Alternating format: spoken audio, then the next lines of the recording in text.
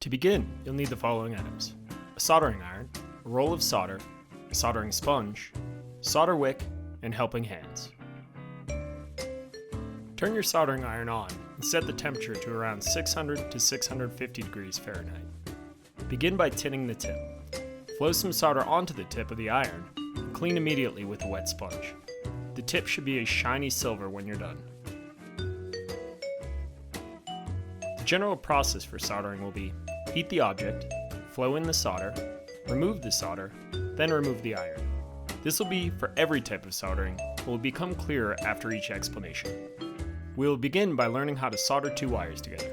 Before soldering, you will want to join the ends of the wires together by twisting the braided ends. Alternatively, for non-braided wire, you can loop the two ends together. Place the wire in your helping hands so you do not have to hold the wire while soldering.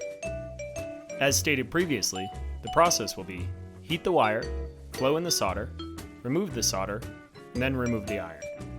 For protection, a piece of heat shrink can be placed over the wire and shrunk with a heat gun. This will cover any possible shorts that may occur. Through-hole soldering is done on a PCB or printed circuit board, where the leads of the component are placed through the holes of the PCB and soldered on the opposite side. Insert your component into the board and slightly bend the leads away so that the component does not fall through.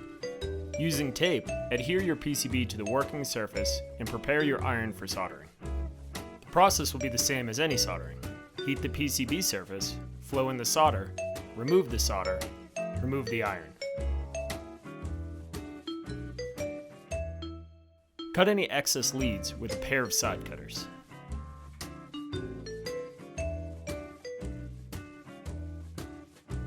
Surface mount soldering is also done on a PCB, but instead of the components going through the holes of the PCB, they are mounted to the surface, or the pads of the PCB.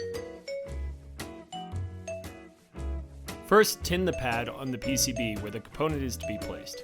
With tweezers, lay the component into the tinned pad and reheat the solder. Remove the iron and let the solder dry before removing the tweezers. Finish by soldering any other pads on the component.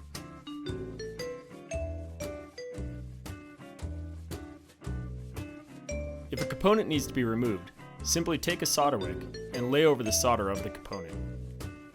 Heat the solder wick with the soldering iron until the solder soaks into the copper of the solder wick.